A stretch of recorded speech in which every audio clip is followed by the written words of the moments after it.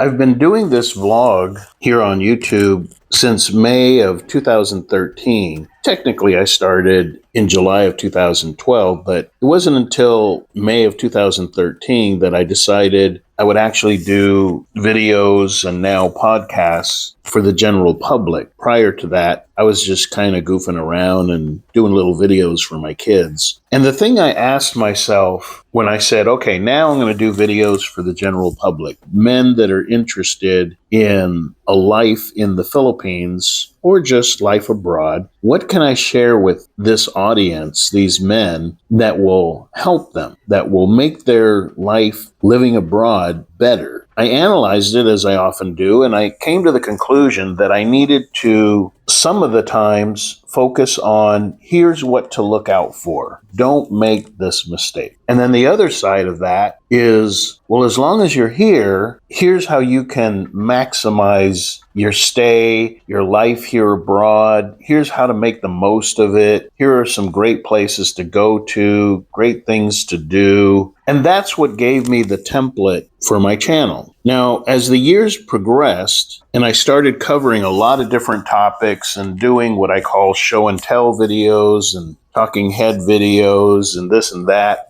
I began to refine it even more as the years went by.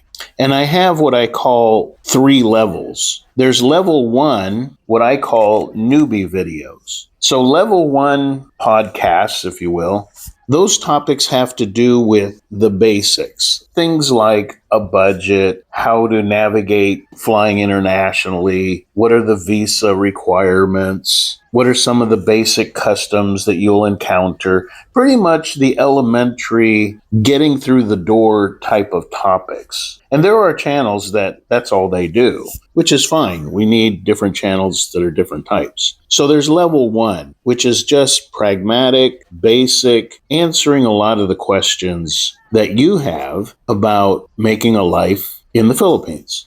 Now, level 2 type of podcasts that I do are a bit more nuanced and focused on the deeper mechanics of your social relationships in the Philippines. And this can be your relationships with Filipinas or your relationships with other expats. But in level 2 podcasts, I'm getting more into the nuts and bolts of why do people do what they do? And how can you protect yourself? Or how can you make the most of your relationship? That's what I call the level 2 type of podcasts. And then there are what I call the level 3 type of podcasts, which is what we're going to do today. And usually the comments from these type of podcasts will be saying something like, yes, this is definitely going to help me in the Philippines, but really, this will help me anywhere. It'll help me in my home country. It'll help me living abroad. This is like a life principle. It goes beyond pragmatics. It goes beyond relationships. It is a basic fundamental that on a large scale is useful in life in general. So that's what we're going to do today, is cover a level 3 topic.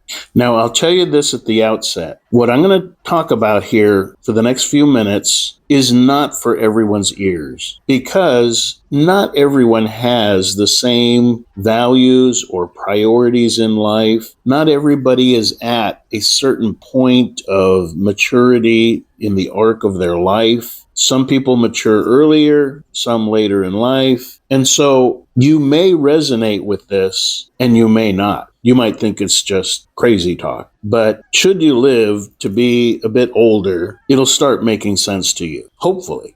And what I'm talking about is this. The elementary approach to just about anything, but we'll stick with moving to the Philippines. For most people, they go into something, whether it's a new job or moving to the Philippines or starting a relationship, and the foremost question that motivates all of their decisions is the question, what's in it for me? How is this going to benefit me? How is going to the Philippines going to make my life better? How is this next relationship going to make my life better? And all of the emphasis, and There's not necessarily anything wrong with that. You have to know what you want. But the problem is that cannot be the only thing on your mind. But it is. And that's reality. We all start out in life that way. We're all basically selfish in the beginning. And some people are selfish to their dying day. And the only thing that they're thinking about is, like I said, how does this benefit me? What's in it for me? And so when it comes to, say, relationships, all the questions rotate around that. Well, I want this. I want that. I want a Filipina who is this, this, and this. I want a Filipina who is not like this, this, and this. And like I said, that's a good start. Know what you want, date accordingly. If you know you want a life in the Philippines, figure out, do you want to live in the mountains? Do you want to live near the beach? Do you want to live in a big city? Do you want to live in a small city? Do you want to live near other expats, away from other expats? There's nothing wrong with focusing on what you want. But what I'm here to say is there's more to life than that. Now, similar to you, I've been through a lot of phases in my life. Now, I just recently turned 62, and I got to tell you, over the last 5 years, I see life a lot differently now. Much differently than when I was in my 20s, my 30s, my 40s, even my 50s. Because now, I don't approach everything with just that single dimension of, well, what's in it for me? The other side of the equation that not everyone matures into is asking the question, how can I benefit others? How can what I do make life better for other people? And the very sound of that will make a lot of guys immediately panic and go, well, I don't want anybody benefiting from me. I don't want anybody getting my money. I don't want to get scammed. Okay, I get it. There's a lot of fear and paranoia about getting scammed, and nobody wants to get scammed. But too many guys freeze up at that level, and they never get past that. And they never have a solemn point in their life where they start thinking about their mortality. They're not going to be here forever. When we're all in our teens and 20s, we figure we're going to live 120 years. We got forever to get everything done. But then the older you get, you start realizing as some of your friends pass off and you start asking yourself, well, what does my life mean? And if you follow this line of reasoning with some perseverance and sincerity, eventually you come to the question, what have I done in my life for other people? And like I said, if you're not at that point, that sounds like a horrible goal to have. But for those who do reach that point, there's an interesting thing here. I'm sure you've heard it plenty of times. It's better to give than receive. And that sounds like total insanity when you're in your 20s. But I'm here to tell you, when you find that the focus of your life and your decisions is, yes, you have the things in your life that make you happy, but you get beyond that. And you realize that there's more joy to be found. Let's just take a relationship with a Filipina. There's more joy to be found in how can you benefit her life. Now, again, we're talking about presuming you've got a good woman who's not a scammer and not taking advantage of you, yada, yada. We're not talking about getting rolled over by a bar girl or something. That's not what we're talking about. We're talking about you find a Filipina who's a good woman, sincere heart. She just wants a simple, happy life with you. She loves you. She adores you. And in the beginning, again, our focus is, well, what does she do for me? Oh, she cooks me great meals. Oh, she's a great companion. Oh, she's so pretty. I love seeing her every day. Oh, she's great in bed. Whatever it is, the focus is on what she does for us. But it's a real turning point for the positive in your life. And I'm telling you this from experience. When you really stop caring about your needs getting met, because they're getting met. You got the money you need. You got the love in your life that you need. You have the comfort that you desire. And then it occurs to you, at least as it did with me, again, over the last 5 years, I've been living my life in a very selfish fashion. And again, we all start out that way. And then there's a turning point, hopefully, where You look at this woman in your life, or you look at the situation you're in living abroad, and you begin thinking outward. And with your relationship, you start thinking, how can I, even if you're not married, even if you don't have a long-term girlfriend in your life, even if you're still being a chick's boy and you're bouncing from girl to girl, a different one every few days, every week, whatever your frequency is. But even if you're in that situation, you come to a point where you say to yourself, I already know I'm not looking for marriage, and I met this Filipina and she's a gas to hang out with, but I'm not looking for marriage, just looking for a short, good time. And when you can stop and say to yourself, well, I know this isn't going to last, but one thing I do know, when it's over, I want her to be better off than she was before she met me.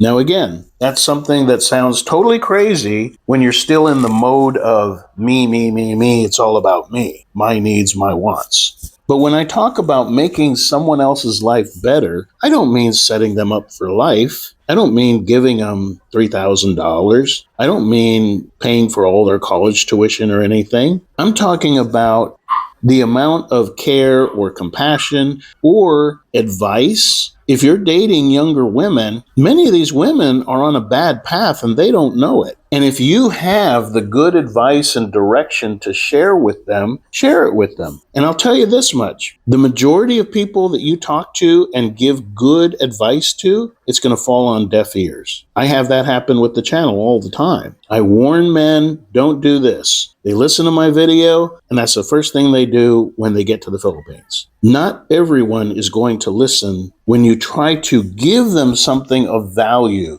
when you try to guide them and help them. Over the years, as I've had these transitory relationships with Filipinas, that's always been my goal, was even if this is temporary, when this is over, I want them to be better off for knowing me. I want to give them guidance. I want to give them direction. Even in my own behavior with them, I want to give them more respect than what other men have given them, so that they have a new bar to measure by, so that the next guy they meet, they understand they are worthy of a certain level of respect. And if their outlook on life was kind of negative, depressed, or just thinking that life is too hard and you're never going to get over that hill, I want to share with her and leave with her some optimism, a way to make plans, a way to work towards her goals. I've done that for years, and I'm here to tell you it is very satisfying when later on in life you see them and the tough love, the advice that you gave them, some of them listen. I look back and some of the Filipinas that I have dated, I had to really sit down with them and say, look, you've got this certain mentality going on in your life. If you don't end it, if you don't change the way that you pick out men, it's not going to end well for you. Here's what you can do. Here's the type of man you should be looking for. Here's the type of behavior most men are looking for.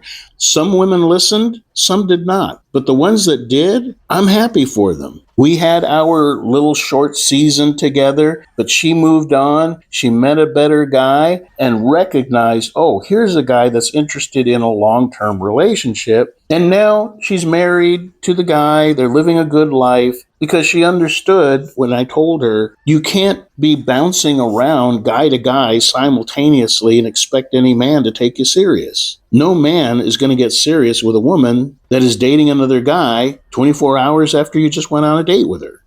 But it goes much beyond the relationship aspect. I'll just wrap up to say that my hope is that some of you listening out there right now either understand this already or you're ready at this point to start making that transition into looking at life beyond me. Looking at investing in other people, wanting to see them grow, wanting to see them succeed, wanting to see other people happy. And I'll fall back again on the saying, it's better to give than receive. Knowing that you made a positive influence on someone's life, that's where you find more satisfaction than reaching and grabbing for yourself and only satisfying yourself.